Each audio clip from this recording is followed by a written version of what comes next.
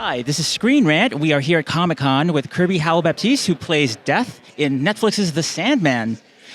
You guys just did your Comic-Con Hall H panel. What was it like to see the trailer drop in front of all those fans?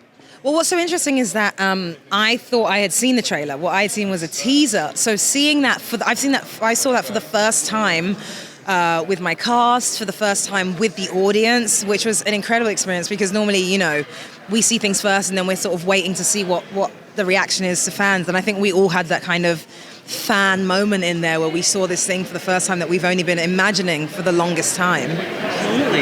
Yes, I mean, I'm sure the reaction was just what you were hoping for. It kind of really shot like even more life into this thing and it made it, sort of took it from just something we've been talking about to this reality. Awesome. So you are Death.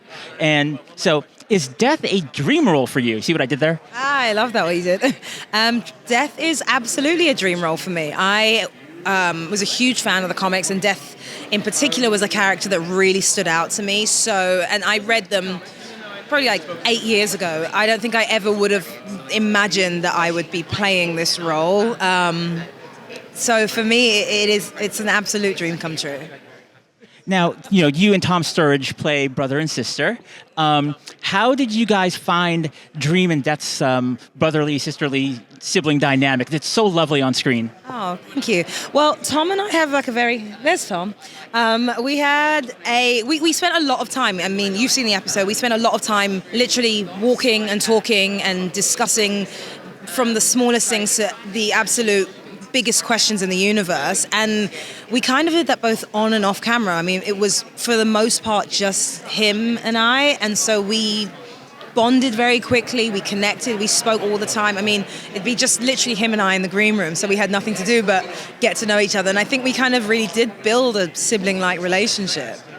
Absolutely, it really does come across on screen.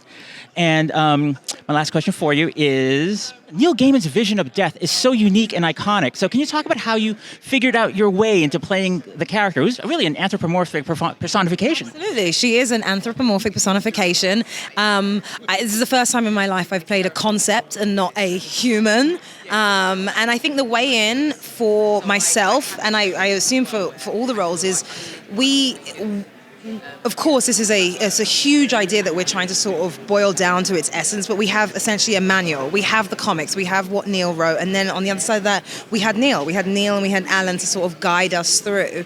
And so it really was a mix of taking what was our source material, our sort of the leaders that we had who we could use as another resource, and then bringing our own experiences to it, our own experiences for me of death and what that means to me, and then sort of processing things like that. And I think that's what every one of these roles are. They're just an amalgamation of all of our experiences and all the things that have come before, and hopefully all the things to come. Well, as I said, I've seen the show. Your episode is actually my favorite. And so I am so looking forward to audiences experiencing The Sandman the way it was meant to be seen, in its full glory. Thank you so much, and enjoy Comic-Con. Thank you, you too. And I hope you're not saying that to everyone. I hope this was your favorite episode. Okay, wonderful. Thank you.